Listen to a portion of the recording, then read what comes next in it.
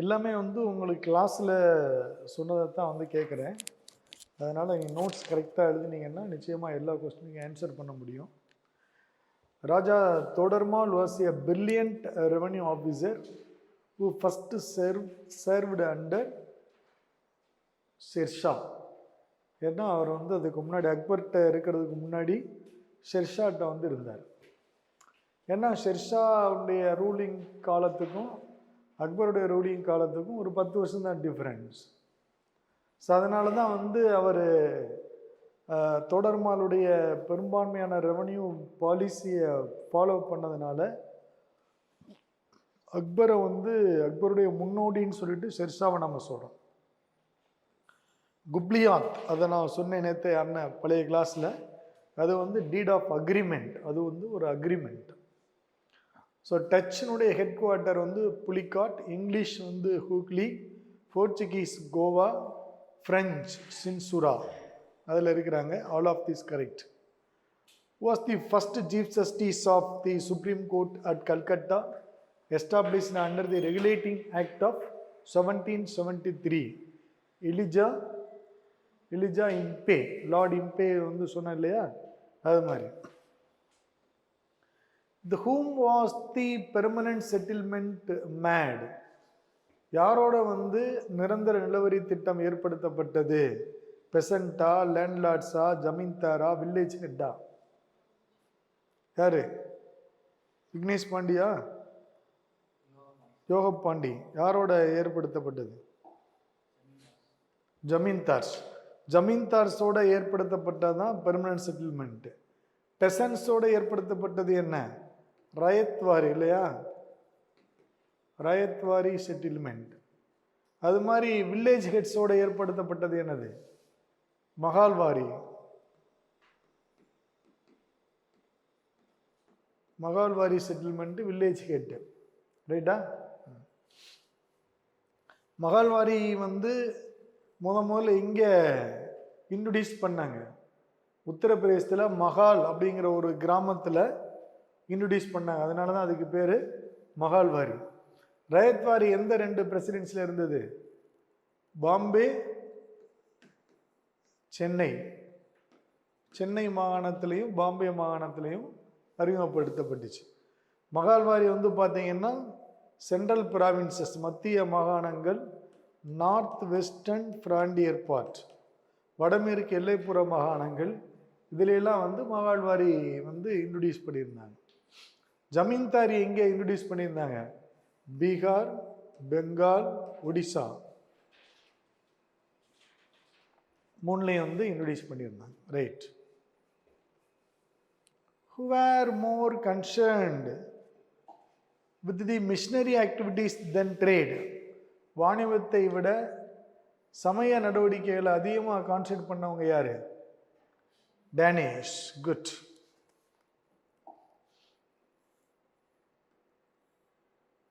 சுலைமான்கிறவர் யாரு? அரேபிய பயணி. மொரோக்கோ டிராவல்னு ஒருத்தர் ஏற்கனவே நம்ம பார்த்துருக்கோம். யார் அவர்? Morocco traveller Ibn Battuta. Morocco traveller யாரு? மொரோக்கோ டிராவலர் இடையே அபிசீனியன் டிராவலர் அப்படிங்கிறவர் வந்து பார்த்தீங்கன்னா இபின் பதுட்டா.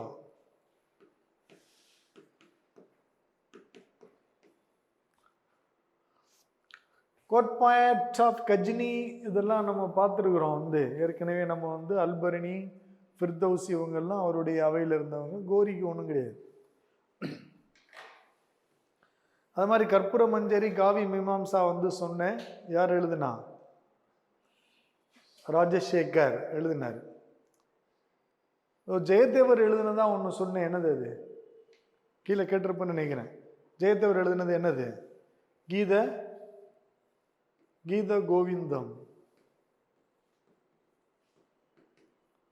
ரீகால் பண்ணி கொண்டு வாங்க. அநேகமாக வந்து இப்போ இந்த ஃபைனல் ஜட்ஜ்மெண்ட் வரப்போகுது போல். ஏதோ ஒரு கோர்ட் கேஸ்னால தான் நிப்பாட்டி வச்சுருக்கிறாங்க. அநேகமாக வந்த உடனே நோட்டிஃபிகேஷன் வந்துடும். அன்னைக்கு கூட ஒரு சப் இன்ஸ்பெக்டர் செலக்ட் ஆன ஒரு பொண்ணு வந்து பார்த்துட்டு போனாங்க. ரிவைஸ் லிஸ்ட்டு போட்டாங்க. சார் மறுபடியும் இன்னும் அந்த கேஸ் முடியாதனால இன்னும் எங்களை வந்து ட்ரைனிங் கூப்பிடாமல் இருக்கிறாங்க அப்படின்னு சொல்லிட்டு போயிட்டு இருந்தாங்க. Which of the following dynasty was known as Rugmi? ருக்மின்னு யாரை சொன்னாங்க? பாலர்களின் அரசு தான் ருக்மி அப்படின்னாங்க. பாலா அரசு எங்கே இருந்துச்சு? வங்காளத்தில் இருந்துச்சு. அது மாதிரி சேனா எங்கே இருந்துச்சு? பாலாஸ்க்கு அடுத்து சேனாஸ், இதுவும் பெங்கால் தான். பிரதிகாரா எங்கே இருந்துச்சு? குஜராத், மத்திய பிரதேசம், இங்கெல்லாம் வந்து பிரதிகாரம். ராஷ்டிரகூடாஸ் எங்கே இருந்துச்சு? தக்காணம், டெக்கான்ல வந்து மகாராஷ்டிரா, இங்கே வந்து ராஷ்டிரகூடா இருந்துச்சு. ஸோ மிகிர் போஜா ஃபவுண்டரும் ரூலரும் வச்சுருக்குறோம் வந்து இது டைனாஸ்டியும். Mihir Bhoja founder of Pratiharas, Gopala founder of Palas, Danti Durga founder of Rashtrakutas, Mularaja founder of Senas. கரெக்டா? தப்பு. சேனானுடைய ஃபவுண்டர் யாரு? சமந்த சேனா. ரைட்டா?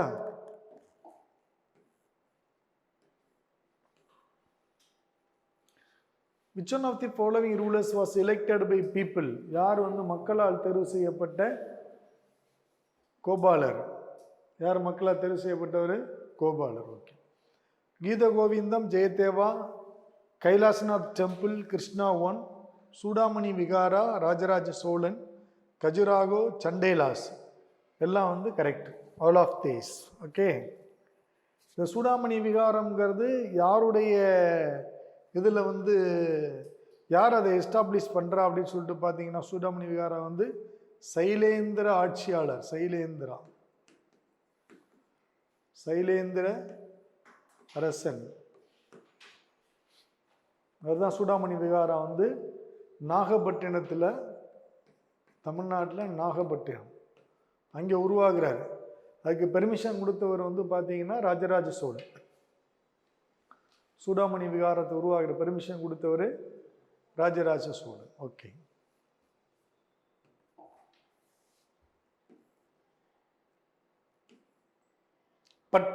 பட்டினம்ங்கிறது போர்ட் சிட்டிஸ். இப்போ வந்து காயல்பட்டினம் இல்லையா, பூம்புகார், இதெல்லாம் வந்து பார்த்தீங்கன்னா இதெல்லாம் கடற்கரை ஓரத்தில் இருக்கலாம், பட்டினம்னு வரும். அது மாதிரி அதிவீரராம பட்டினம் அப்படி எல்லா பட்டினங்களும், பட்டினப்பாக்கம், இதெல்லாம் வந்து பட்டினங்கிறது ஃபோர்ட் சிட்டிஸ். ஜாமா அப்படிங்கிறது ஓர் அலகு நிலத்திலிருந்து கிடைக்கும். அதாவது வந்து அசஸ்டு கீழே வந்து அது அந்த இது மாறிடுச்சு. இந்த இதில் வந்து ஓரளவு நிலத்திலிருந்து கிடைக்கின்ற தோராய வருவாய். தமிழில் வந்து assessed revenue from a unit of land. தோராய வருவாய் அப்படின்னு பக்கத்தில் எழுதிங்க தமிழில். ஓரளவு நிலத்திலிருந்து கிடைக்கும் தோராய வருவாய்.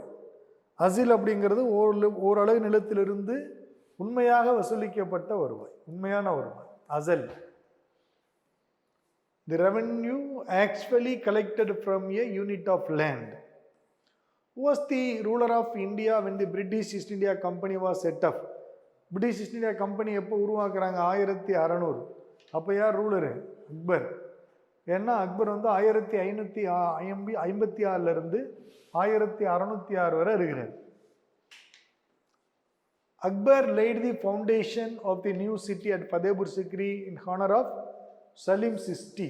ஏன்னா அவர் வந்து அவருடைய குருநாதர் மாதிரி அவர் இருந்தார். அதனால அவர் பையனுக்கு வந்து சலீம்னு பேர் வச்சார் இல்லையா. Akbar's enlightened religious policy was based on his philosophy of Sul-e-Kul, which meant universal peace, உலக அமைதி. அதான் அவனுடைய வந்து பிரபஞ்ச அமைதி. அதை வந்து நோட் பண்ணிக்கோங்க. வாசீர் அப்படின்னா பிரைம் மினிஸ்டர், மீர் பக்சிங்கிறது head of military department. Krishnadevaraya was a contemporary of யாராருக்கு வந்து ஒரு சமகாலத்தவர். இப்போ வந்து கிருஷ்ணதேவராயருடைய காலம் வந்து பார்த்தீங்கன்னா 1510 1529-30 இதுவரை அவர் இருக்கிறார் கிருஷ்ணதேவராயர். கிருஷ்ணதேவரோட அரசவைக்கு வந்து பார்த்தீங்கன்னா இந்த பர்போசா வராரு. அதனால அவர் ஆட்டோமேட்டிக்காக அவர் கான்டெம்பரரி ஆயிடாரு, பர்போசா. பாபருடைய ஆட்சி காலம் எப்போ? 1526 1530 இல்லையா? இங்கே இந்தியாவில் அதுக்கு முன்னாடி பாபர் இருக்கார். அதனால பாபரும் கான்டெம்பரரி ஆகிறார். ஆனால் இபின் பதுட்டா என்ன, அவருடைய காலம் முகமது துக்ளக்குடைய கான்டெம்பரரி. அவர் முகமது துக்ளக் எப்போ ரூல் பண்ணாரு? 1324 1351. இதுதான் முகமது துக்ளக் காலம். அப்போ இபின் பதுட்டாங்கிறது அவருடைய கான்டெம்பரரி தான் முகமது துக்ளக். ஏன்னா அவரை வந்து சைனாவுக்கு அனுப்புகிறார், எல்லாம் அனுப்புனார். அதனால யார் யார் வருவா இதில்? 1 2 இல்லையா? Right. Who captured Goa for the Portuguese in 1510? அல்புகெர்க். அல்புகெர்க்கு தான் கேட்ச் பண்ணார். அதுக்கப்புறம் கோவா வந்து யார்கிட்ட வந்து கேட்ச் பண்ணார்? பிஜப்பூர் சுல்தான். அன்னைக்கு சொன்னேன் இல்லையா? பிஜப்பூர் சுல்தான் அவங்கள்ட்ட வந்து கேட்ச் பண்ணார். அன்னைக்கு வந்து நாம் டல்ஹௌசிகிட்ட வந்து ஸ்டாப் பண்ணோம். அது வரை நம்ம பார்த்தோம். முக்கியமாக வந்து லார்டு எல்லன்பரோ அப்படிங்கிறவர் வந்து சொன்னோம். ஏன்னா அனெக்சேஷன் ஆஃப் சிந்த் அப்படிங்கிறது அவருக்கு வச்சோம். அதுக்கப்புறம் டல்ஹௌசி ரொம்ப முக்கியமானவர். ஸோ இவரை வந்து பார்த்தீங்கன்னா ஹி மாடர்னைஸ்டு இந்தியா. இந்தியாவை வந்து நவீனப்படுத்தியவர் வந்து டல்ஹௌசி அப்படின்னு வந்து நாம் வந்து பேசுகிறோம். இந்தியாவை வந்து நவீனப்படுத்தியவர் டல்ஹௌசி அப்படின்னு பேசுகிறோம். ஏன்னா இவருடைய காலகட்டம் வந்து ரொம்ப ரொம்ப முக்கியமான காலம்.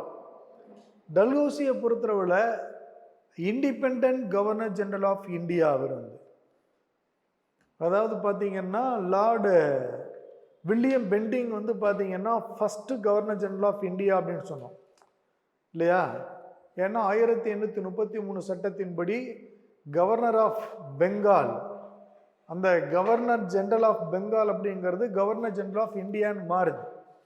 அதுபடி வில்லியம் பெண்டிங் வந்து கவர்னர் ஜெனரல் ஆஃப் இந்தியாவாகவும் அடிஷ்னல் சார்ஜாக கவர்னர் ஆஃப் பெங்காலும் பார்க்குறாரு. ஆனால் டல்ஹௌசி வந்து பார்த்தீங்கன்னா without any additional charge independent governor general of இந்தியாவாக இருந்தார்.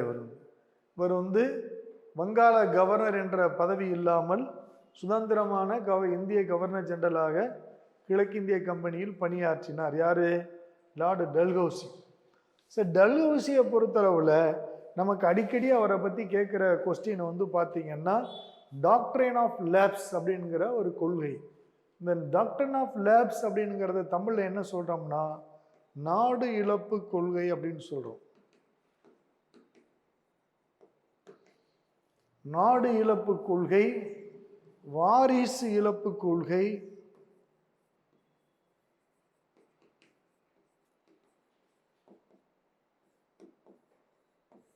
அப்படிலாம் சொல்கிறோம். லேப்ஸ் பாலிசி அப்படின்னு கூட சொல்கிறோம். லேப்ஸ் பாலிசி இழப்பு கொள்கை அப்படின்னு சொல்லிட்டு அவகாசி இழி கொள்கை அப்படின்னு கூட சொல்லுவோம். அவகாசி தமிழில் நிறைய பேர் வச்சுருக்கிறோம். அவகாசி இழி கொள்கை. இப்படி ஒரு டாக்டர் ஆஃப் லேப்ஸ் அப்படிங்கிறத 1848 1848 அவர் ரூலுக்கு வந்த உடனே கொண்டு வரார். அவர் வந்து 1848 1856 வரை பிரிட்டிஷ் ஈஸ்ட் இந்தியா கம்பெனியினுடைய இந்திய கவர்னர் ஜெனரலாக இருக்கிறார் Dalhousie. So doctrine of lapse மூலம் வந்து முதலாக இணைக்கப்பட்ட ஒரு மாகாணம் அப்படின்னு பார்த்தோம்னா சதாரா. 1848 இணைக்கிறாங்க. அவகாசி கொள்கையின் மூலம் முதலாக இணைக்கப்பட்ட இந்திய மாகாணம் எது அப்படின்னு கேட்டால் சதாரா.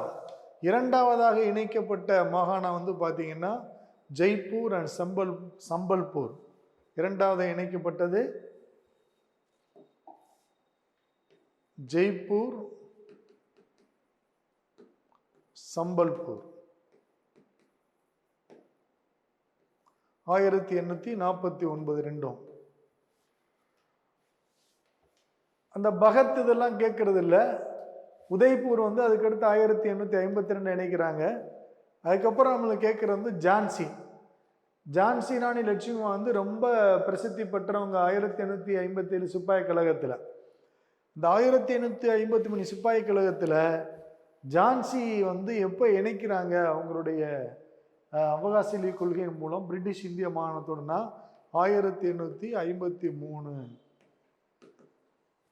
ஜான்சி எந்த ஆண்டு நாடு இழப்பு கொள்கையின் மூலம் ஆங்கிலேய கிழக்கிந்திய கம்பெனியினுடைய அரசோடு இணைக்கப்பட்டது அப்படின்னு கேட்டால் 1853. நாடு இழப்பு கொள்கையின் மூலம் இறுதியாக இணைக்கப்பட்ட இந்திய மாகாணம் எது அப்படின்னு கேட்டால் நாக்பூர், 1854. 1854 நாக்பூர் மாகாணம். நாடு இழப்பு கொள்கையின் மூலம் இறுதியாக இணைக்கப்பட்ட இந்திய மாகாணம் நாக்பூர்.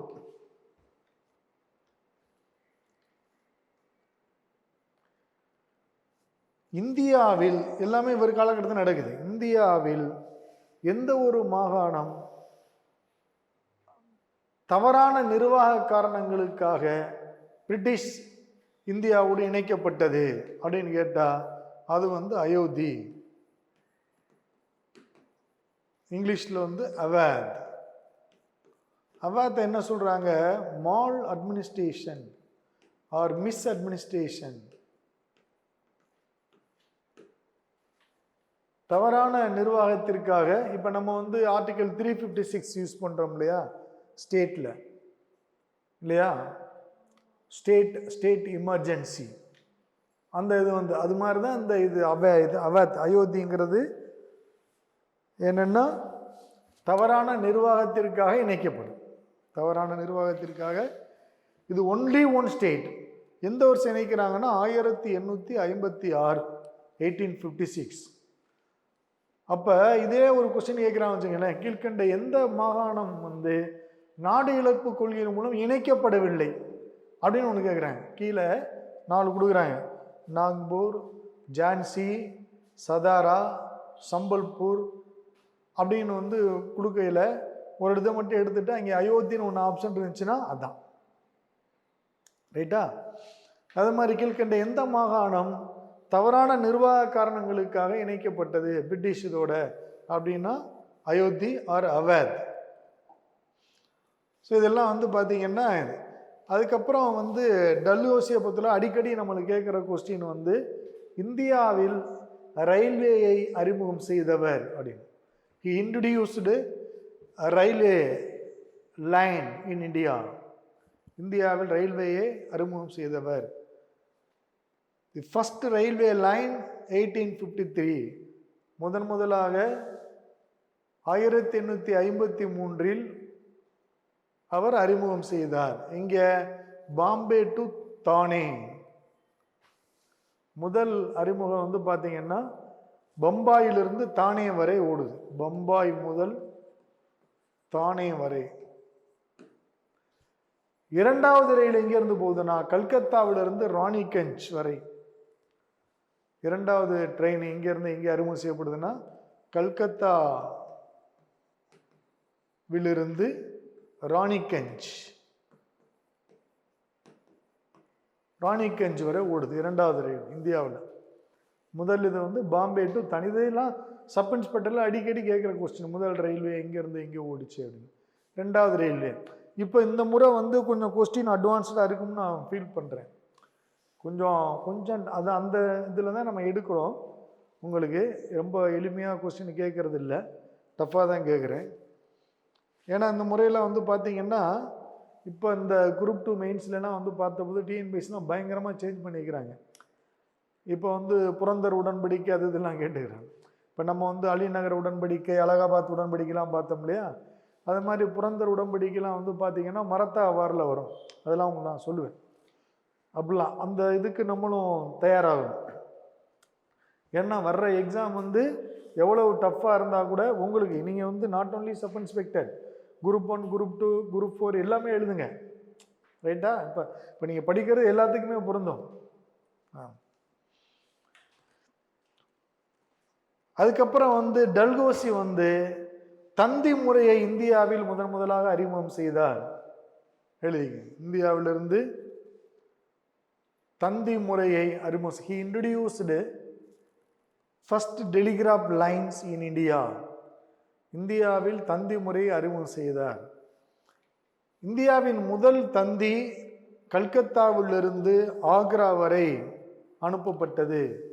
இந்தியாவுடைய முதல் தந்தி வந்து பார்த்தீங்கன்னா கல்கத்தாவிலிருந்து ஆக்ரா வரை அனுப்பப்பட்டது.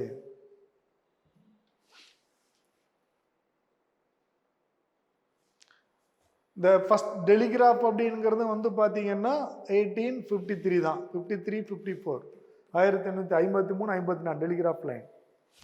அதுக்கப்புறம் வந்து பார்த்தீங்கன்னா இந்தியாவில் முதலாக அஞ்சல் சட்டத்தை அறிமுகம் செய்தவர் Lord Dalhousie. 1854 1854 passed postal act in India. 1854 இந்தியாவில் முதன்முறையாக அஞ்சல் சட்டத்தை கொண்டு வந்தவர். அது மாதிரி இந்தியாவில் முதலாக பொதுப்பணித்துறையை அறிமுகம் செய்தவர் பப்ளிக் ஒர்க்ஸ் டிபார்ட்மெண்ட், PWD. இந்தியாவில் முதன்முறையாக இது வந்து 1856, 1856 இந்தியாவில் முதன்முறையாக பொதுப்பணித்துறையை அறிமுகம் செய்தவர் public works department introduced by India by WC for first time. அது மாதிரி என்ன பண்றாருன்னா இந்தியாவில் பீரங்கி தொழிற்சாலையை கல்கத்தாவிலிருந்து மீரட்டிற்கு மாற்றினார். கல்கத்தா டு மீரட்.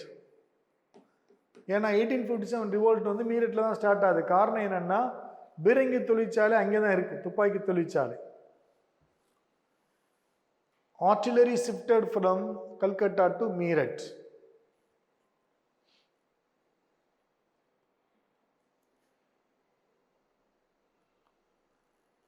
இந்தியாவில் முதலாக இந்திய குடிமைப்பணி தேர்வுகளை போட்டித் தேர்வாக அறிமுகம் செய்தவர். இந்தியாவில் முதன்முறையாக இந்திய குடிமைப்பணி தேர்வுகளை போட்டித் தேர்வாக அறிமுகம் செய்தவர் 1853. 1853 he introduced competitive exams for ICS, Indian Civil Services. அப்பவே அவர் போட்டித் தேர்வு அறிமுகிச்சிட்டார். போட்டி போட்டு வந்துக்க அப்படின்னு சொல்லிட்டு.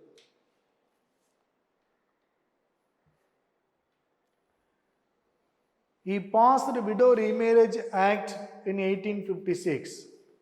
1856 ஆண்டு விதவைகள் மறுமண சட்டத்தை கொண்டு வந்தார். 1856 ஆண்டு விதவைகள் மறுமண சட்டத்தை கொண்டு வந்தார். He passed Widow Remarriage Act in 1856. The Widow Remarriage Act supported by Ishwar Chandra Vidyasagar. Ishwar சந்திர வித்யாசாகர் விதவை மறுமண சட்டம் கொண்டு வருவதற்கு ஆதரவு கொடுத்தவர் ஈஸ்வர் சந்திர வித்யாசாகர். அதுக்கப்புறம் வந்து பாத்தீங்கன்னா இந்திய மன்னர்கள் பலருக்கு ஓய்வூதியம் மற்றும்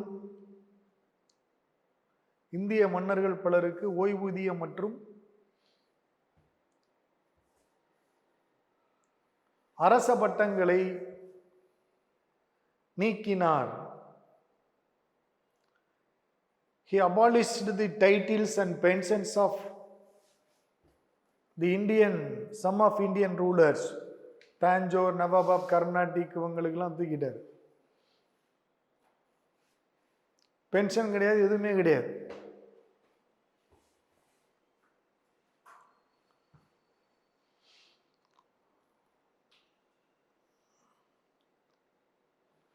எவ்வளவு முக்கியமான காரியங்களை எல்லாம் பண்ணிக்கிறார் பாருங்க டல்ஹௌசி. ரைட்டா?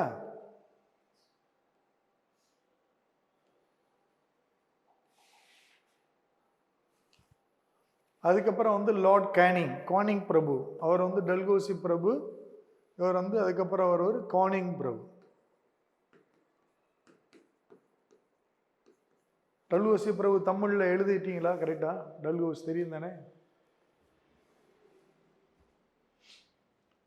லார்ட் கேனிங் வந்து பார்த்தீங்கன்னா 1856 1862 வரை இருக்கார். 1856 1862 வரை இருக்கார் லார்ட் கேனிங்.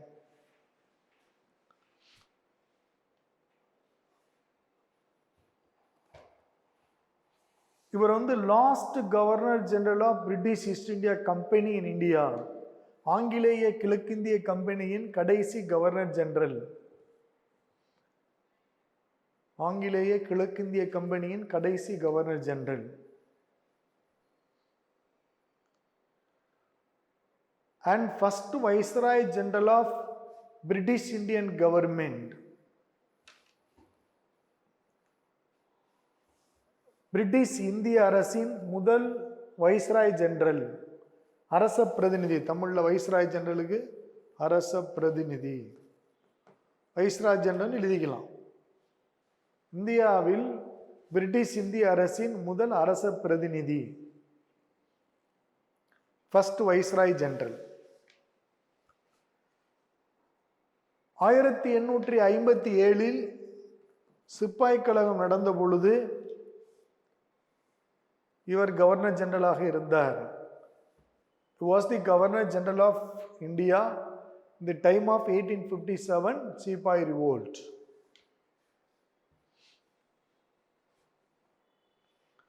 1858 மகாராணியார் அறிக்கை வெளியிட்டவர் இவர். Queen proclamation.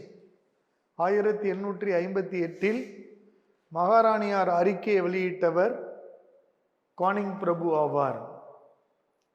அதை குயின் ப்ரொக்ளமேஷன் சொல்றோம். அதாவது வந்து பாத்தீங்கன்னா அதுக்கு இன்னொரு பேர் இருக்கு, மேக்னா கார்ட்டா ஆஃப் இந்தியன் எஜுகேஷன். அது மாதிரி லார்ட் டல்ஹௌசிக்கு ஒரே ஒரு இதை விட்டுட்டேன். 1854 அவருடைய இதில் வந்து டல்ஹௌசி 1854 வந்து பார்த்தீங்கன்னா வுட்ஸ் டிஸ்பேட்ச்,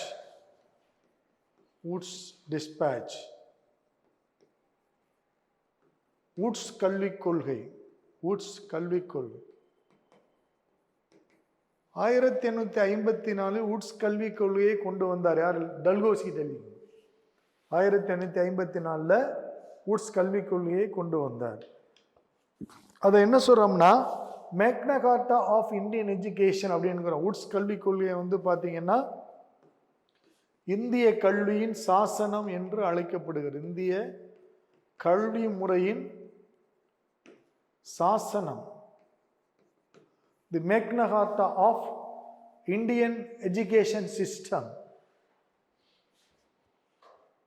வுட்ஸ் டிஸ்பேட்ச். ஏன் அது அப்படி நம்ம வுட்ஸ் டிஸ்பேட்ச் அப்படி சொல்றாங்கன்னா, தாய்மொழி வழியில கல்வி கற்கிற முறையை அதை அறிமுகம் செஞ்சிச்சு. மதர் டேங்க்ல படிக்கணும் அப்படிங்கிறத அதை வலியுறுத்துச்சு. அது வுட்ஸ் டிஸ்பேட்ச். அதனால தான் இந்திய கல்வியின் சாசனம்ங்கிறோம். அது மாதிரி வந்து பார்த்தீங்கன்னா இந்த இந்தியா ஆக்ட் 1858 குயின் ப்ரொக்ளமேஷன், மகாராணியார் அறிக்கை அப்படின்னு சொல்றோம் இல்லையா, மகாராணியார் அறிக்கை. இதை வந்து பார்த்தீங்கன்னா மேக்னா கார்ட்டா ஆஃப் இந்தியன் ஆக்ட் அப்படின்னுங்கிறோம். இந்திய சட்டங்களின் சாசனம் அப்படின்னு சொல்றோம். அது இந்திய கல்வி முறையின் சாசனம்ங்கிறோம். இது வந்து இந்திய சட்டங்களின் சாசனம், மேக்னா கார்ட்டா ஆஃப் இந்தியன் ஆக்ட். 1858 மகாராணியார் அறிக்கையின்படி, 1858 மகாராணியார் அறிக்கைன்னு சொல்லலாம், இந்திய சட்டம்னு சொல்லலாம். அது இந்திய சட்டம். 1858 இந்திய சட்டத்தின்படி அல்லது மகாராணியார் அறிக்கையின்படி இந்திய கவர்னர் ஜெனரல் என்ற பதவி வைஸ்ராய் ஜெனரல் ஆஃப் இந்தியா, இந்திய வைஸ்ராய் ஜெனரல் என்று மாற்றப்பட்டது. எழுதி 1858 மகாராணியார் அறிக்கையின்படி இந்திய கவர்னர் ஜெனரல் என்ற பதவி இந்திய வைஸ்ராய் ஜெனரல் என்று அழைக்கப்பட்டது.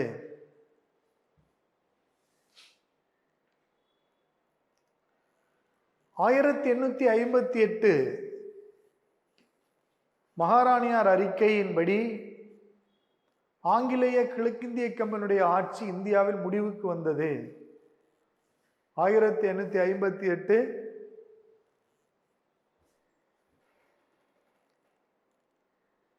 மகாராணியார் அறிக்கையின்படி இந்தியாவில் ஆங்கிலேய கிழக்கிந்திய கம்பெனியுடைய ஆட்சி முடிவுக்கு வந்தது. அதே மகாராணியார்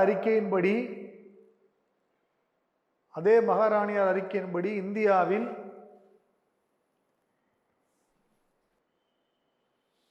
பிரிட்டிஷ் அரசின் நேரடி ஆட்சி முறை ஏற்படுத்தப்பட்டது. The direct rule of British government in India. பிரிட்டிஷ் அரசின் நேரடி ஆட்சி முறை ஏற்படுத்தப்பட்டது. இந்திய தண்டனை சட்டம் இன்றைய இந்திய குற்றவியல் சட்டத்தை நடைமுறைக்கு கொண்டு வந்தார்.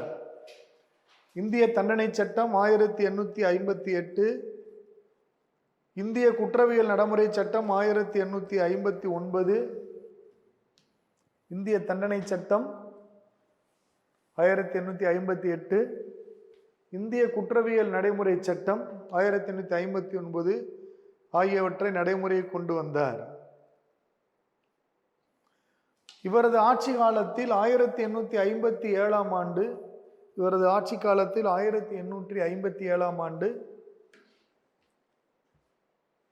மும்பை, கொல்கத்தா, சென்னை ஆகிய 3 இடங்களில் பல்கலைக்கழகங்கள் ஏற்படுத்தப்பட்டன. இவருடைய ஆட்சி காலத்தில் 1857 ஆண்டு கல்கத்தா, மும்பை, மெட்ராஸ் ஆகிய இடங்களில் பல்கலைக்கழகங்கள் முதலாக பல்கலைக்கழகங்கள் ஏற்படுத்தப்பட்டன. இவரது ஆட்சி காலத்தில் 1859, 60களில்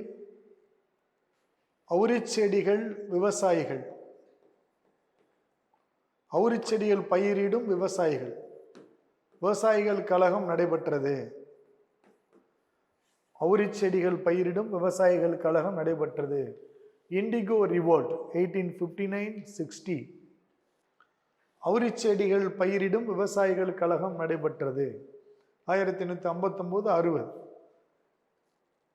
இதை பற்றி ஒரு புத்தகம் வந்திருக்கு பார்த்தீங்கன்னா, நீல் தர்பன், அவுரிச்செடிகள் கழகம் பற்றி நீல் தர்பன் என்ற புத்தகம் எழுதப்பட்டது. நீல் தர்பன் புத்தகம் எழுதப்பட்டது. இதனை எழுதியவர் தீனபந்து மித்ரா.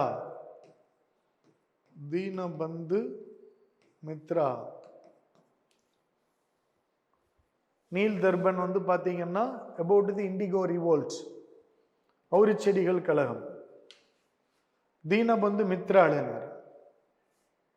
இவரது காலத்தில் 1861 ஆண்டு இந்திய கவுன்சில் சட்டம் கொண்டு வரப்பட்டது. இந்திய கவுன்சில் சட்டம், கவர்மெண்ட் ஆஃப் இந்தியா ஆக்ட் கூட சொல்லலாம்.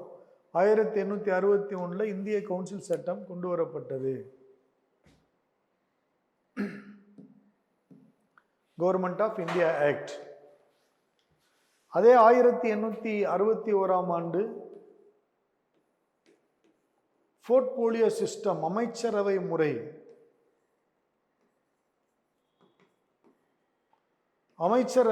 இந்தியாவில் அறிமுகம் செய்யப்பட்டது. இதெல்லாம் அடிக்கடி கேட்கிற கொஸ்டின்.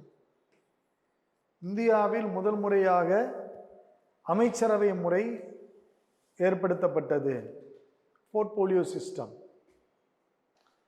இப்போ நாம் 1857 ரிவோல்ட் வரை நம்ம வந்திருக்கிறோம். 1857 சிப்பாய் கழகம் வரை வந்திருக்கிறோம். வைஸ்ராய் ஜெனரல், கவர்னர் ஜெனரல், அதனுடைய டெவலப்மெண்ட்டு யாரெல்லாம் வந்தாங்க, என்னென்னலாம் அவங்கள முக்கியத்துவம் இருந்துச்சு அப்படிங்கிறத டல்ஹௌசி எதெல்லாம் இன்ட்ரடியூஸ் பண்ணார். அப்புறம் டாக்ட்ரைன் ஆஃப் லேப்ஸ் இன்ட்ரடியூஸ் பண்ணார். முதல்ல எதை அந்த கொள்கையின் மூலம் எந்த மாகாணத்தை இணைச்சார், கடைசியாக எந்த மாகாணத்தை இணைச்சார், ஜான்சியை எப்போ இணைச்சார், அதுக்கப்புறம் அயோத்தியை எந்த முறைப்படி இணைச்சார் அப்படிங்கிறதெல்லாம் நம்ம அதில் பார்த்தோம். இப்போ பார்த்திங்கன்னா நம்ம அதுக்கடுத்து ரிவோல்ட்டுக்கு போகிறோம். ரிவோல்ட்டில் நம்மளுக்கு கொஸ்டின் இருக்கும். அப்போ அதில் ஜான்சி ராணி லட்சுமிபாய் இருக்கிறாங்க, தாந்தியா தோபே இருக்கிறாங்க, நானா சாஹேப் இருக்கிறாரு, அப்புறம் பவுஷா டூ, ஹசரத் மஹால், கான் அப்துல் கபார் கான், இந்த மாதிரி நிறைய முக்கியமானவங்களாம் இருக்கிறாங்க. குன்வர் சிங் இவங்கெல்லாம். ஸோ ஏன் வந்து 1857 சிப்பாய் கலவரம் நடைபெற்றது அப்படின்னு வந்து பார்த்தோம்னா, இந்தியாவில் ஏன்னா கரெக்டாக 1757 வந்து திவானி ரைட்ஸ் எடுக்கிறான். 1757 இல்லையா? பிளாசி போரில் நடந்ததுக்கப்புறம் 24 பர்கானாக்களுடைய வரி வருவாய் எடுக்கிறான். அதுலேருந்து 100 வருஷம், 100 இயர்ஸ், 100 வருஷம் கழித்து தான் அவங்களுக்கு வந்து ஒரு பெரிய ஒரு புரட்சி சிந்தனை ஏற்படுது இந்தியர்களுக்கு. ஆனால் அவன் வந்து வரி வருவாயின் மூலம் பல வகையில் வந்து இந்தியாவினுடைய செல்வத்தை வந்து சுரண்டான். இந்திய செல்வம் முதலாக எங்கே சுரண்டப்படுது? இங்கே சுரண்டப்படுது. 1750 நம்ம போன இதிலே கிளாஸ்ல இருந்தேன், ட்ரெயின் ஆஃப் வெல்த் அப்படின்னு சொல்லுவோம். செல்வம் சுரண்டப்படுவது அப்படிங்கிறது இங்கே தொடங்கிடுச்சு இல்லையா? அதுக்கப்புறம் அவன் வரியை எப்படிலாம் போட்டான்? 3 விதமான வரிமுறை வச்சிருந்தான். ஒன்று என்னது? ஜமீன்தாரி செட்டில்மெண்ட். இன்னொன்று என்னது? ரயத்வாரி செட்டில்மெண்ட். இன்னொன்று என்னது? மகால்வாரி செட்டில்மெண்ட். இப்படி 3 வகையான வரி முறைகளை விதித்து அவன் வந்து இந்தியாவில் அவன் வந்து இது பண்ணிக்கிட்டு இருக்கிறான், செல்வத்தை வந்து சுரண்டிக்கிட்டு இருக்கிறான். அப்படி ஒரு சூழ்நிலையில் வந்து பார்த்தோம்னா, இந்த 1857 கழகத்தில் வந்து பலரும் இந்த இவங்களுடைய அரசினால ஆதிக்கத்தினால வந்து பாதிக்கப்படுறாங்க. முக்கியமாக யாராருன்னு வந்து பார்த்தீங்கன்னா விவசாயிங்க. ஃபஸ்ட்டு யாரெல்லாம் இந்தியாவில் பாதிக்கப்படுறாங்க? எல்லாரும் பாதிக்கப்படுறாங்க. விவசாயிகள் பாதிக்கப்படுறாங்க, கைவினை கலைஞர்கள்,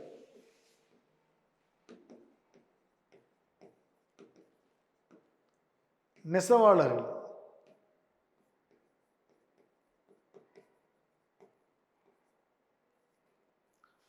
இப்படி பல தரப்பு வந்து பாதிக்கப்படுறாங்க. அதுக்கடுத்து பாதிக்கப்பட்டு இப்ப நம்ம பார்த்தோம் பாருங்க, யாரு? லேண்ட்லார்ட்ஸ், நிலப்பிரபுக்கள்.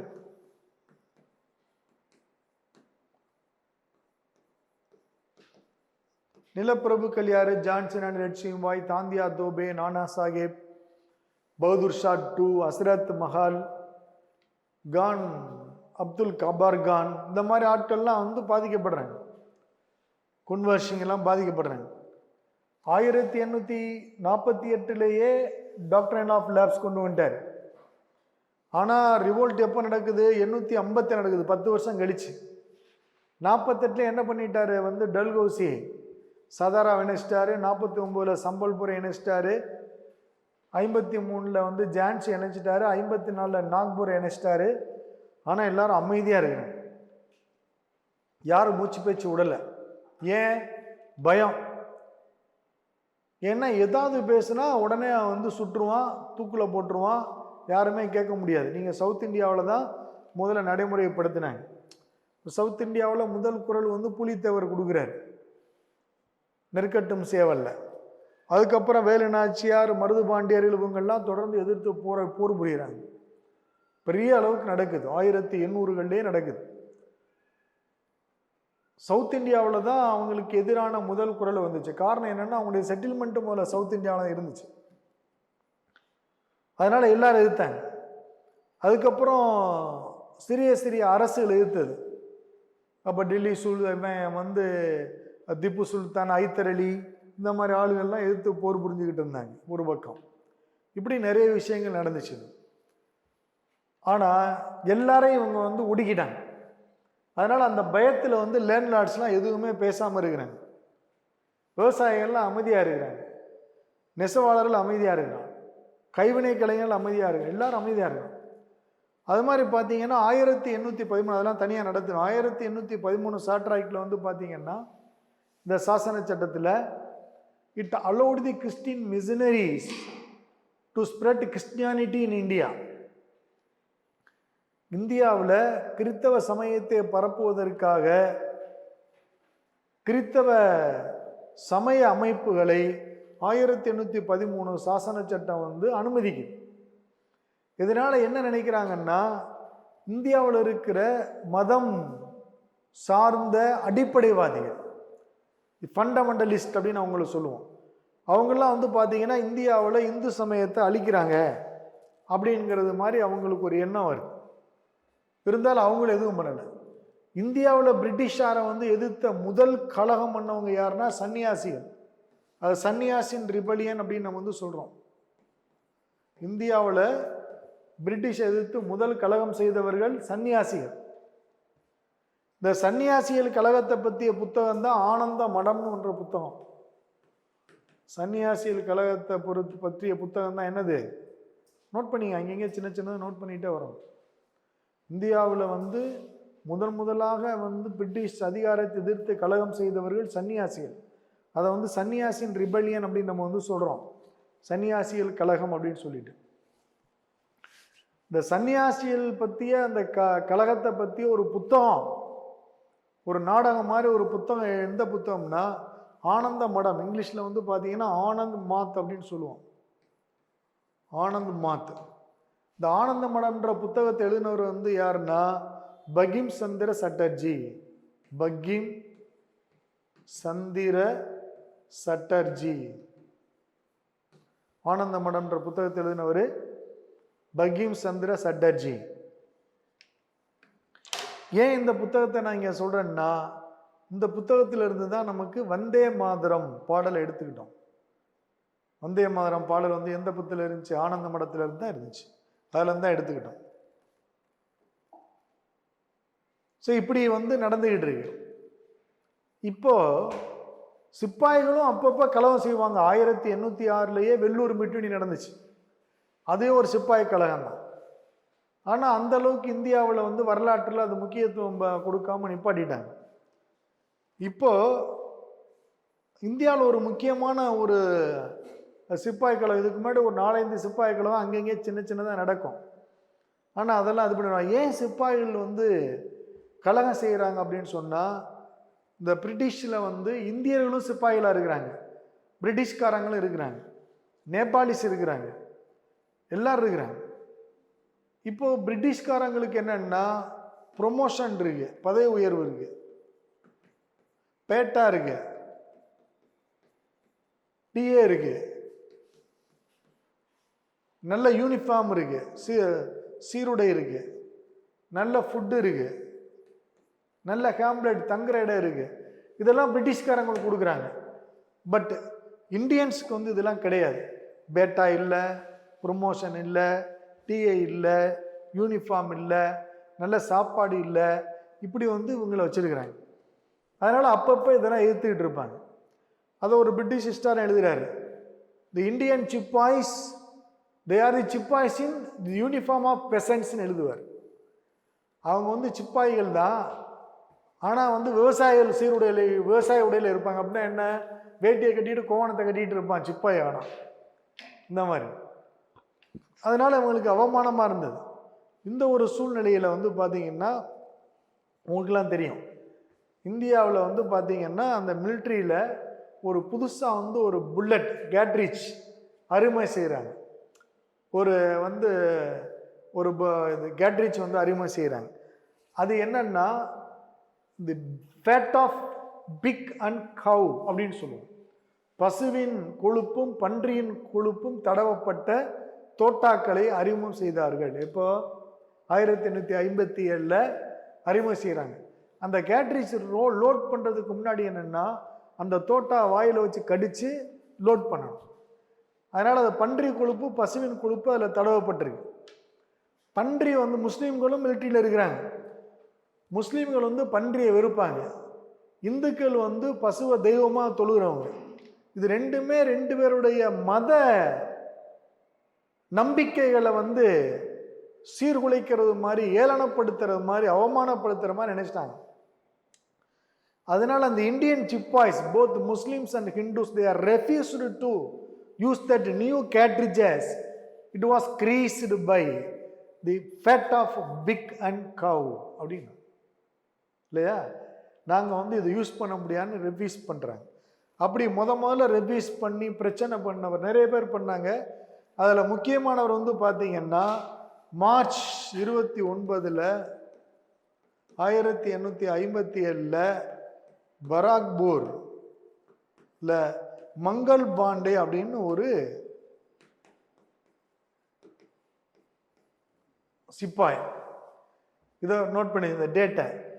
மார்ச் 29 பராக்பூரில் மங்கள் பாண்டே என்னும் சிப்பாய் இதனை எதிர்த்து கலகம் செய்தார். இதை வந்து என்ன சொல்றோம்னா பராக்பூர் கலகம் அப்படின்னு சொல்றோம். பராக்பூர் கலகம் இங்கிலீஷ்ல வந்து பாத்தீங்கன்னா பராக்பூர் மிட்டுனி அப்படின்னு சொல்றோம் இங்கிலீஷ்ல. எப்படி கலகம் செய்யறாருன்னா 2 பிரிட்டிஷ் ஆர்மி மேனை வந்து சுற்றுறாரு அவர். அதனால இவரை அரெஸ்ட் பண்ணி என்ன பண்றாங்க, அவர் வந்து கை இதெல்லாம் கட்டி ஒரு பரேடில் விட்டு அதுக்கப்புறமா அவரை வந்து தூக்குல போடுறாங்க. யார? மங்கள் பாண்டே. இது வந்து எல்லா இந்திய சிப்பாய்கள் மத்தியில் ஒரு பெரிய கொதிப்பை ஏற்படுத்தி, அதனால சிப்பாய்களுக்குள்ளேயே ஒரு பெரிய இது உருவாக ஆரம்பிச்சு. நிறைய இந்த மாதிரி இருக்கிற சிப்பாயெல்லாம் பிடிச்சி அரெஸ்ட் பண்ணிடுறேன். மீரட்டில் கொண்டு போய் ரிமாண்ட் பண்ணி வைக்கிறான். மீரட்டில் தான் அந்த ஆர்டிலரி அதை வந்து டல்கோசி மாற்றினார் பாருங்க. மீரட்டுக்குன்னு சொல்லிட்டு ஒரு பாயிண்ட் சொன்ன பாருங்க. டெல்லியிலேருந்து மீரட்டுக்கு மாற்றினார் அப்படின்னு சொல்லிட்டு ஆர்டிலரி பீரங்கி தொழிற்சாலைன்னு அங்கே மாற்றினார். அது மாதிரி வந்து பார்த்தீங்கன்னா மாற்றி வச்சிருக்கிறார். அங்கே தான் பக்கத்தில் ஒரு ஜெயில் இருக்கு. அங்கே தான் இவங்களை போய் அரெஸ்ட் பண்ணி கொண்டு வைக்கிறாங்க. இந்தியன் சிப்பாய்ஸ்லாம் நிறைய பேர் வந்து அங்கே ஜெயிலில் கிடக்கிறாங்க. இப்போ வந்து இந்திய சிப்பாய்களுக்குள்ள வந்து ஒரு பரிமாற்றம் நடக்குது. நாம் வந்து மே மாதம் 11ஆம் தேதி மே 11ஆம் தேதி இதை எதிர்த்து புரட்சி பண்ணணும் எல்லாரும் இந்திய சிப்பாய்கள்லாம் அப்படிங்கிறத மே 11 1857 அந்த தேதியை குறித்து சப்பாத்தியில் அதை வந்து நோட் பண்ணி சப்பாத்தி டிஸ்ட்ரிபியூஷனில் போய்கிட்டு இருக்கு எல்லாரும். அதனால் மே 11 அவங்க வந்து சிப்பாய்கள்லாம் புரட்சி செய்வதற்கு தயாராகிட்டாங்க. பட் அன்ஃபார்ச்சுனேட்லி மே 10 ஒரு நாள் முன்னக்கூடிய புரட்சி வெடிச்சிருச்சு. அதனால சிப்பாய்கள் கழகம் தொடங்கிய நாள் மே 10 1857.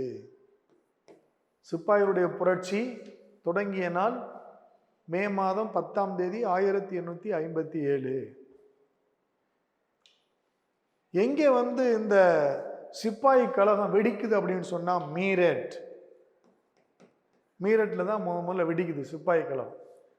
அப்போ மீரட்டில் என்ன செய்யுது, அங்கே தான் ஆயுத கிடங்கு இருக்கு, அங்கே ஜெயில் இருக்கு. அதனால சிப்பாய்கள்லாம் நேராக புறப்பட்டு என்ன செய்கிறாங்க, அந்த ஜெயிலுக்கு முன்னாடி காவலுக்கு இருந்த பிரிட்டிஷ் பிரிகாடியர்ஸ்லாம் வந்து சுடுறாங்க. சுட்டுட்டு ஜெயிலை உடைக்கிறாங்க. ஜெயிலை உடைச்சி ஜெயிலுக்குள்ள கைதிகளாக இருந்தாங்க பாருங்க சிப்பாய்கள், அவங்களெல்லாம் வெளியாகிறாங்க. எல்லாரும் மொத்தமாக எல்லாம் வெளியாயிட்டாங்க. அப்படியே நேராக மீரட்டில் ஆயுத கிடங்கு போகிறான் பெரிய கூட்டம் சிப்பாய்கள்லாம். ஆயுத கிடங்குல இருந்த பிரிட்டிஷ்காரங்கெல்லாம் சுட்டு கொள்றாங்க. கொண்டுட்டு ஆயுத கிடங்குக்குள்ளே போய் எல்லாரும் கையில் துப்பாக்கி என்னென்ன இருக்கோ வெடிகுண்டு எல்லாத்தையும் எடுத்துக்கிறான். எடுத்துட்டு மீரட்லேருந்து டெல்லியை நோக்கி வர்றான். மே 10 கிளம்பிட்டாங்க. டெல்லியை நோக்கி வந்தால் எங்கெல்லாம் டெலிகிராஃப் ஆஃபீஸ் இருக்கு, போஸ்ட் ஆஃபீஸ் இருக்கு, எல்லாத்தையும் வந்து வெடிகுண்டை வீசி எரிக்கிறான். பூராத்தையும் டெலிகிராஃப் லைன் எல்லாம் வெட்டி எரியிறாங்க. எங்கெல்லாம் பிரிட்டிஷ்காரங்களை பார்க்குறாங்க அங்கெல்லாம் சுட்டு கொள்றான் எல்லாத்தையும். எல்லார் கையிலையும் துப்பாக்கி. பயங்கர புரட்சி. டெல்லிக்கு வந்துட்டான். எல்லாரும் பார்த்தா எங்கே பார்த்தாலும் தீ கொழுந்து விட்டு எரியுது. போஸ்ட் ஆஃபீஸ் எரியுது, டெலிகிராஃப் ஆஃபீஸ் எரியுது, டெலிகிராஃப் லைன்லாம் எரியுது. எல்லா பக்கமும் புரட்சி. எங்கே பார்த்தாலும் பிரிட்டிஷ்காரன் சுட்டு செத்து கிடக்குறான். பார்த்தா இது பூரா பயங்கரமா எல்லாருக்கும் ஒரு ஆக்ரோஷம் ஆயிடுச்சு. ஏற்கனவே பயந்துகிட்டு இருந்தான் பாருங்க. நிலப்பிரபுக்கள், கைவினை கலைஞர்கள், அப்புறம் வந்து விவசாயிகள், அப்புறம் ரிலீஜியஸ் ஃபண்டமெண்டலிஸ்ட்டு, இந்த மாதிரி யாரெல்லாம் நெசவாளர்கள் பயந்துகிட்டு கிடந்தானோ எல்லாரும் அவன் கையில் என்ன கிடைச்சதோ கத்தி கம்பு அறிவான்னு சொல்லிட்டு எடுத்துக்கிட்டு அவன் போய் அங்கங்க அடிக்க வெட்ட ஆரம்பிச்சிட்டாங்க. இப்படிதான் வந்து புரட்சி தொடங்கு. இதனாலதான் எல்லாரும் இப்போ 1857 1806 வெள்ளூர் முட்டினி ஏன் பேசப்படலைன்னா சிப்பாய்கள் மட்டும் புரட்சி பண்ணு. ஆனா 857 சிப்பாய் கழகம் ஏன் வந்து the first war of India independence, முதல் இந்திய சுதந்திர போர் என்று அழைக்கப்படுது அப்படின்னு சொன்னா, most of the sectors of people in Indian society, இந்திய சமூகத்தில் விவசாயிகள், நெசவாளர்கள், கைவினை கலைஞர்கள், சிப்பாய்கள், நிலப்பிரபுக்கள் சொல்லிட்டு பெரும்பாலான இந்திய சமூகத்தினுடைய அங்கத்தினர்கள் வந்து அதிகமாக லட்சக்கணக்கில் புரட்சி செய்த ஒரு பெரிய போராட்டம் தான் 1857 சிப்பாய் கழகம். It started by sepoys but it participated all sectors of Indian society. அதனால தான் அது 1857 சிப்பாய் கழகம் வந்து முதல் இந்திய சுதந்திர போர் அப்படின்னு. எங்கே தொடங்குச்சு? மீரட்ல. என்னைக்கு தொடங்குச்சு? மே 10 1857 தொடங்குது. யார் தொடங்கினவங்க? சிப்பாய்கள். அதனால தான் அதுக்கு பேர் வந்து சிப்பாய் கழகம். ஆனா சிப்பாய் கழகத்திற்கு நிறைய காரணங்கள் இருக்கு. இம்மிடியட் காஸ், உடனடி காரணம் என்ன? The cartridges it ceased the fat of pig and cow. பசுவின் கொழுப்பும் பன்றியின் கொழுப்பும் தடவப்பட்ட தோட்டாக்கள் தான் உடனடி காரணம். இம்மிடியட் காஸ், உடனடி. எழுதி வச்சுக்கலாம். பசுவின் கொழுப்பும் பன்றியின் கொழுப்பும் தடவப்பட்ட தோட்டாக்களே சிப்பாய் கழகத்திற்கான உடனடி காரணம். பட் ஜென்ரலா நம்ம வந்து புக்கில் படிப்போம் இதான் காரணம் சொல்லிட்டு. பட் இப்போதான் உங்களுக்கு ஒரு பிக்சரைஸா தெரியும், ஓ இப்படிதான் நடந்திருக்கு சிப்பாய் கழகம், யாரெல்லாம் வந்து கலந்துக்கிட்டு இருக்கிறாங்க அப்படிங்கிறது இல்லையா? மே 10 தொடங்குச்சு, மீரட்டில் தொடங்குச்சு. ஆனா என்ன இது வந்து சிப்பாய் கழகத்துக்கான டிராபேக் என்ன அப்படின்னு பார்த்தோம்னா, இந்த சிப்பாய்கள்லாம் வந்து நேர டெல்லிக்கு வந்து பகதூர் ஷா அவனுடைய அரண்மனைக்கு போறாங்க. பகதூர் ஷா 2. அப்போ லேட்டர் முகல்ஸ் எல்லாம் வந்து பார்த்தீங்கன்னா இன்னெஃபிஷியன்ட் ஏற்கனவே நம்ம படிச்சு வச்சிருக்கிறோம். இப்போ நேர பகதூர் ஷா 2 போய் அங்கே போய் சிப்பாய்கள்லாம் அந்த அரண்மனைக்குள்ள போய் பகதூர் ஷா 2 என்ன சொல்றாங்க? கைஷர் இ ஹிந்த் அப்படின்னு சொல்றான். என்ன சொல்றான்? கைசர் இ ஹிந்த் அப்படின்னு, ஹிந்துஸ்தானத்தின் மன்னர் அப்படின்னு சொல்றான். இந்துஸ்தானத்தின் மன்னர்.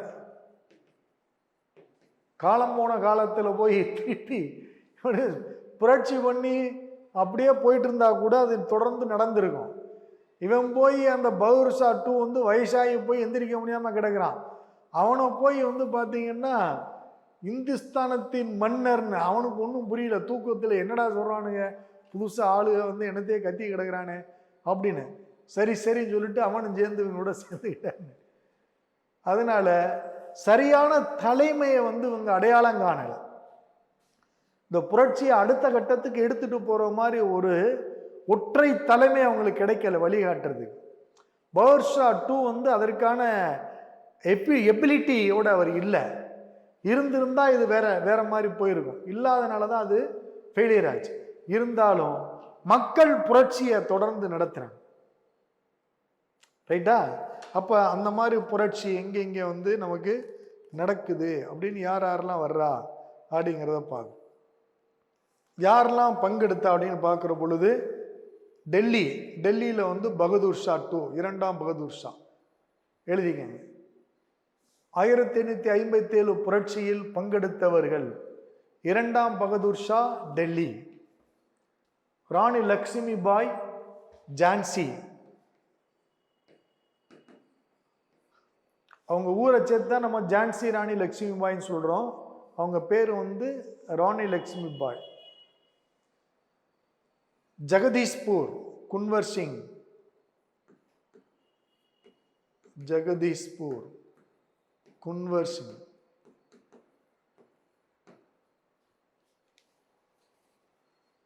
ஹஸ்ரத் மஹால் லக்னோ,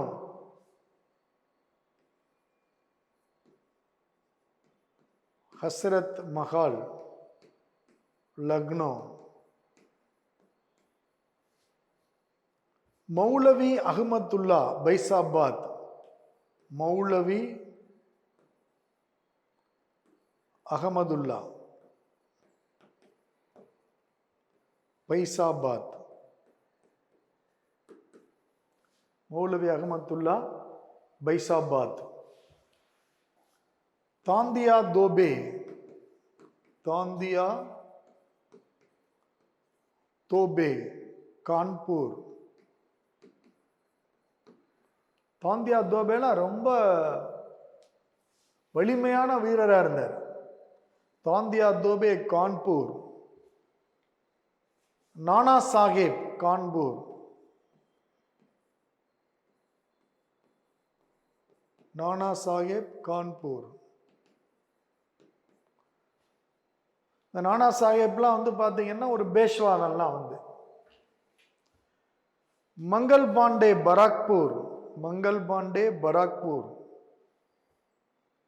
கான் பகதூர் கான், மற்றவங்களாம் தேவையில்லை, கான் பகதூர் கான், கான் பகதூர் கான்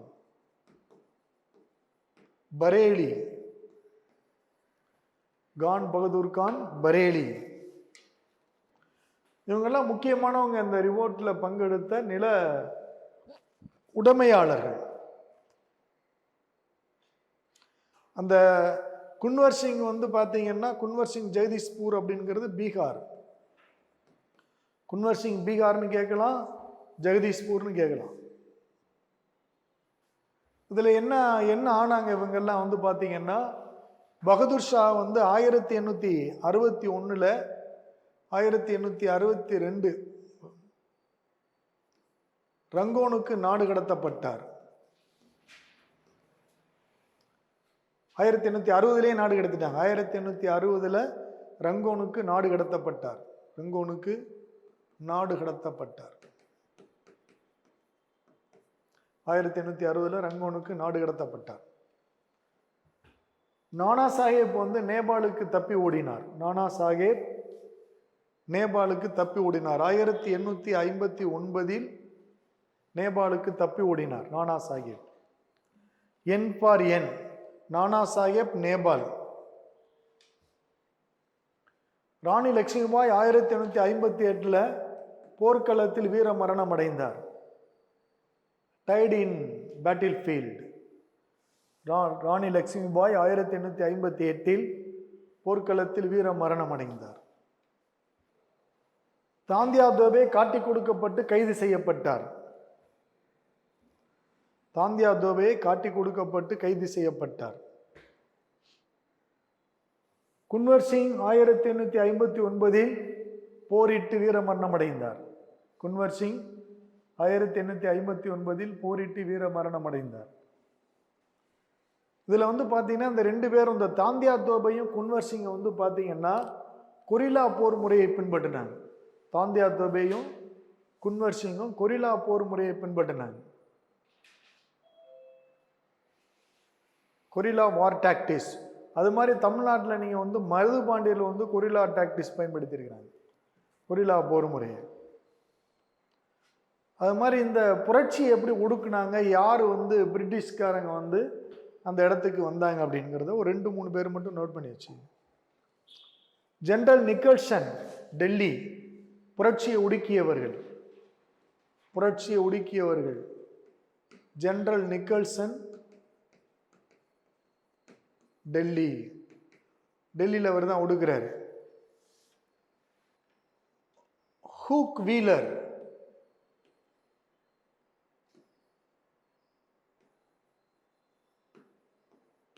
ஹூக் வீலர், வீலர்னு எழுதிக்கலாம் அவரை. வீலர் வந்து பார்த்தீங்கன்னா நானா சாஹேப்பை வந்து காலி பண்ணார் அவர் தான். கான்பூர், நானா சாஹேப் கான்பூர், அவரை ஒடுக்குனவர் அவர் தான், வீலர். அது மாதிரி ஜெனரல் நீல், நீலும் வந்து நானா சாஹேப் கான்பூர். நீல்.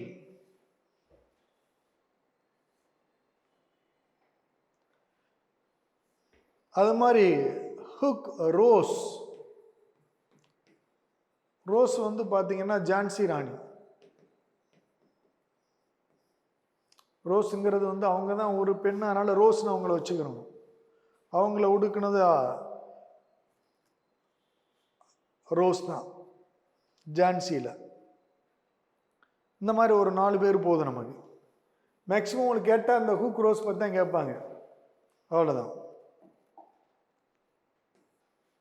இதில் நமக்கு அடிக்கடி கேட்குற ஒரு புத்தகம் வந்து பார்த்தீங்கன்னா 1850s ரிவோல்ட் பற்றி பார்த்தீங்கன்னா வி.டி. சாவர்கர் எழுதினது வந்து the Indian war of India independence.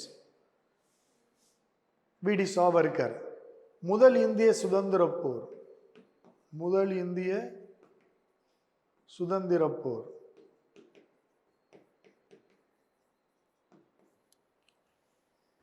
ஆயிரத்தி 1857 சிப்பாய் கழகத்தை இப்படி எழுதிக்கங்க. 1857 சிப்பாய் கழகத்தை முதல் இந்திய சுதந்திர போர் என்று வர்ணித்தவர் யார் அப்படின்னு கேட்டா வி.டி. சாவர்கர். வி.டி. சாவர்கர் 1857 சிப்பாய் கழகத்தை முதல் இந்திய சுதந்திர போர் என்று வர்ணித்தவர் V D. Savarkar. The first war of India independence அப்படின்னு சொன்னார் வி.டி. சாவர்கர். ஓகே. அப்புறம் வந்து அதை பற்றி நிறைய ஒப்பீனியன் சொல்லியிருக்கிறாங்க. இதெல்லாம் நம்ம தேவை. நமக்கு என்னென்னா புரட்சிக்கு என்ன காரணம், யார் யார் கலந்துக்கிட்டா, எங்கே தொடங்குச்சு, கைசரி கிந்துன்னு யாரை வந்து அவங்க சொன்னாங்க, அப்புறம் யார் யார் எங்கெங்கே வந்து புரட்சியில் ஈடுபட்டாங்க, அவங்கள ஒடுக்குனது யார், முதல் இந்திய சுதந்திர போர்னு 1857 சிப்பாய் கழகத்தை வந்து சொன்னவர் யார், இதெல்லாம் வந்து பார்த்திங்கன்னா நமக்கு வந்து கேள்விக்கான பகுதியாக இருக்கும் 1857. அப்போ இன்றைய வகுப்பில் வந்து பார்த்தோம்னா நாம் டல்ஹௌசியை பற்றி நம்ம வந்து பார்த்துருக்குறோம். அவர் என்னென்னலாம் அறிமுகம் செஞ்சார், அவருடைய அவகாசியிலி கொள்கை, நாடு இழப்பு கொள்கை, இதையெல்லாம் பார்த்துருக்குறோம். அதன் மூலமாக முதலாக இணைக்கப்பட்டது, அடுத்து இணைக்கப்பட்டது, ஜான்சி எப்போது இணைக்கப்பட்டது, நாக்பூர் எப்போது இணைக்கப்பட்டது, அதுக்கப்புறம் அவாத் எதற்காக இணைக்கப்பட்டது, அயோத்தி அப்படிங்கிறத பார்த்தோம். அப்புறம் விடோர் இமேரேஜ் ஆக்ட் பற்றி பார்த்துருக்குறோம் அவருடைய இதில். அப்புறம் டெலிகிராஃப் இன்ட்ரடியூஸ் பண்ணது, ரயில்வே இன்ட்ரடியூஸ் பண்ணது, ஃபஸ்ட்டு ரயில்வே எங்கே, செகண்ட் ரயில்வே எங்கே, எந்த வருடத்தில் அப்படின்னு பார்த்துருக்குறோம். ஃபஸ்ட்டு டெலிகிராஃப் எங்கே அப்படின்னு வந்து பார்த்துருக்குறோம். அதுக்கப்புறம் விடோர் இமேரேஜ் ஆக்ட் கொண்டு வந்திருக்கிறார், அதை பற்றி பார்த்துருக்குறோம். வுட்ஸ் டெஸ்பேட்ச் அவர் கொண்டு வந்திருக்கார், அதை வந்து பார்த்துருக்குறோம். அவர் தான் வந்து இண்டிபெண்ட் கவர்னர் ஜெனரல் அப்படிங்கிறதையும் நம்ம வந்து பார்த்துருக்கோம். அவர் தான் பிடோல்டி டிபார்ட்மெண்ட்டை முதல்ல பொதுப்பணித்துறை அல்லது மராமத்து துறையை வந்து கொண்டு வந்திருக்கிறாரு அப்படிங்கிறத பார்த்தோம். அதுக்கப்புறம் லார்ட் கேனிங் வந்து பார்த்தோம்னா அவர் தான் வந்து பிரிட்டிஷ் இந்திய கம்பெனியினுடைய கடைசி கவர்னர் ஜெனரலாக இருந்தார். அது மாதிரி பிரிட்டிஷ் இந்தியாவினுடைய முதல் வைஸ்ராய் ஜெனரலாக இருந்தார். அவர் காலகட்டத்தில் தான் 1857 சிப்பாய் கழகம் நடைபெற்றுச்சு. அப்புறம் தான் 1858 குயின் ப்ரொக்ளமேஷன் வருது. அதை வந்து மேக்னா கார்ட்டா ஆஃப் இந்தியன் ஆக்டுங்கிறோம். வுட்ஸ் டெஸ்பேட்சை வந்து மேக்னா கார்ட்டா ஆஃப் இந்தியன் எஜுகேஷன் அப்படின்னு சொல்கிறோம். அதுக்கப்புறம் இந்த கேனிங் பீரியடில் தான் வந்து பார்த்திங்கன்னா குயின் ப்ரொக்ளமேஷன் மூலம் இந்திய ஆங்கிலேய கிழக்கிந்திய கம்பெனியுடைய ஆட்சி முடிவுக்கு கொண்டு வரப்படுது. பிரிட்டிஷ் இந்திய அரசு ஏற்படுத்தப்படுது. பீனல் கூட அவர் தான் கொண்டு வராரு, கிரிமினல் ப்ரொசீஜர் கூட அவர் தான் கொண்டு வராரு. அவருடைய காலகட்டத்தில் தான் கொல்கத்தா, மும்பை, சென்னையில் பல்கலைக்கழகங்கள் வந்து தொடங்கப்படுது. அவர் காலகட்டத்தில் 1861 இந்தியன் கவுன்சில் ஆக்ட் வருது. அங்கே தான் போர்ட்போலியோ சிஸ்டத்தை வந்து இன்ட்ரடியூஸ் பண்ணுறாங்க. இண்டிகோ ரிவோல்ட் அவருடைய காலத்தில் நடக்குது. அதை பற்றி ஒரு புத்தகம் வந்திருக்கு, நீல் தர்பன்னு. அதை எழுதினவர் வந்து தீனபந்த மித்ரா. இதெல்லாம் பார்த்தோம். அப்புறம் 857 சிப்பாய் கழகத்தை பற்றி பார்த்துருவோம். ஓகேயா? இதெல்லாம் நீங்கள் உடனே ரிவிஷன் பண்ணிடணும் போய். ரைட்டு? அடுத்த கிளாஸில் சந்திப்போம். நன்றி.